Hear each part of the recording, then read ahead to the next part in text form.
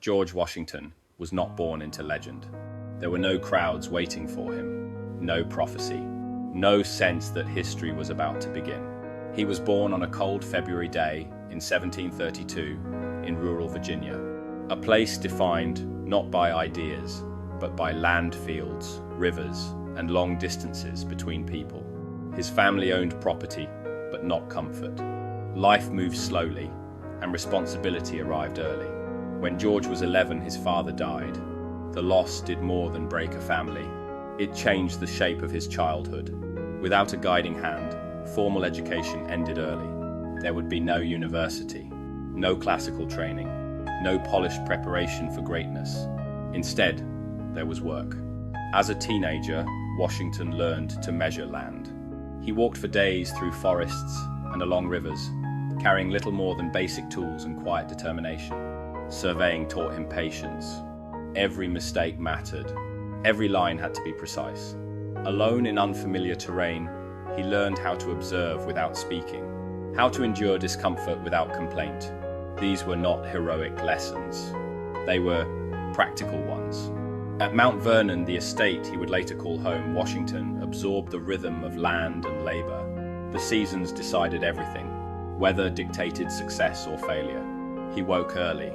He recorded details. He learned that control was never absolute. While others sought attention, Washington sought stability. He wanted order. He wanted to belong to something solid and lasting. But beneath the calm surface, there was ambition. Washington wanted recognition. Not fame, but respect. In his early 20s, he entered military service, hoping it would give shape to his purpose. Instead, it gave him his first taste of failure. His early missions were harsh and unforgiving. Mistakes were public. Humiliation was quiet but lasting. Yet failure did not harden him. It slowed him. Washington did not respond with anger or excuses.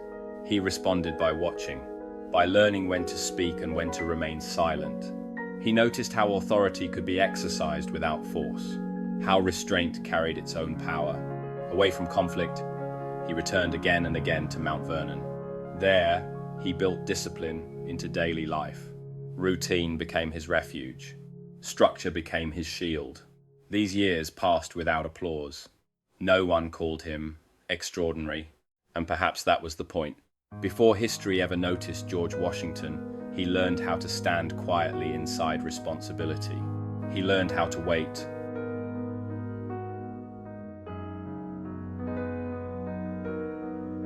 George Washington did not rise through brilliance. He rose through restraint.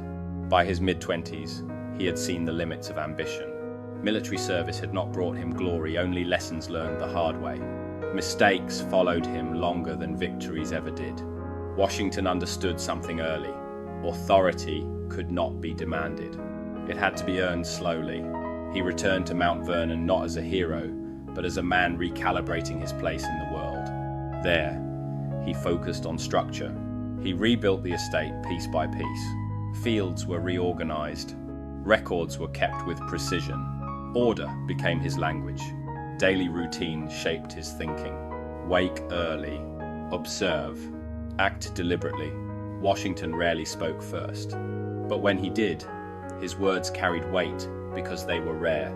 As tensions grew between the colonies and Britain, Washington listened more than he argued. He watched how men reacted under pressure, who sought attention, who avoided responsibility. He began to understand leadership not as dominance, but as presence.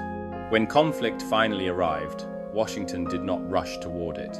He hesitated, not from fear, but from awareness. He knew command meant isolation. Every decision would carry consequences far beyond himself. When he accepted responsibility, it was not with confidence. It was with resolve. Washington entered leadership already aware of his limitations. That awareness became his strength. He relied on discipline when emotion failed him, on routine when chaos surrounded him.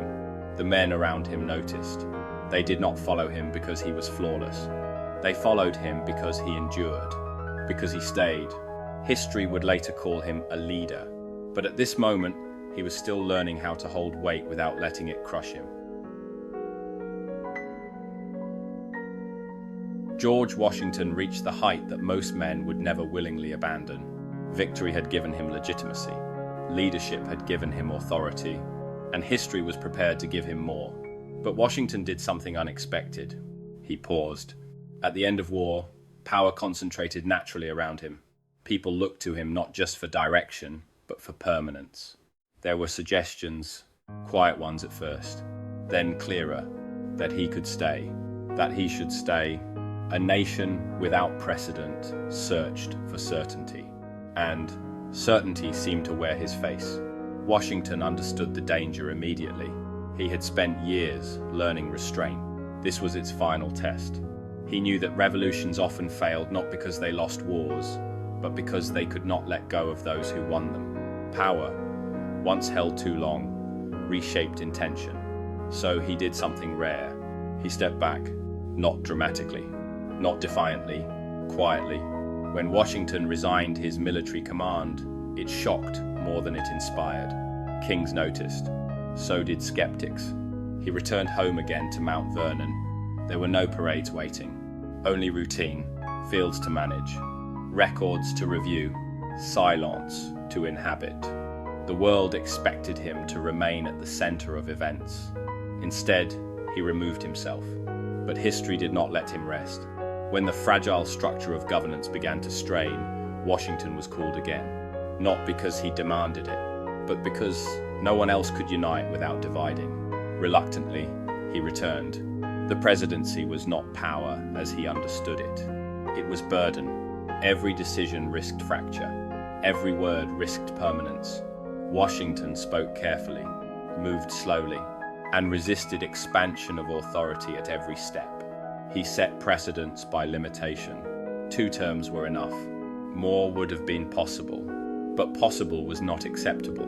When he stepped away from the presidency, it was not exhaustion that guided him. It was principle. He believed leadership should expire. That continuity depended on departure.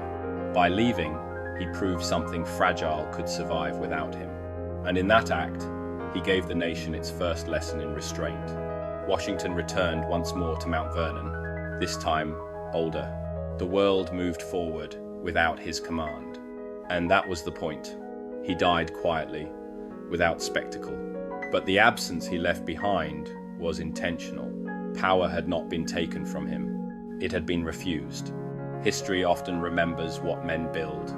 It rarely remembers what they choose not to become. George Washington's greatest decision was not how he led. It was when he left.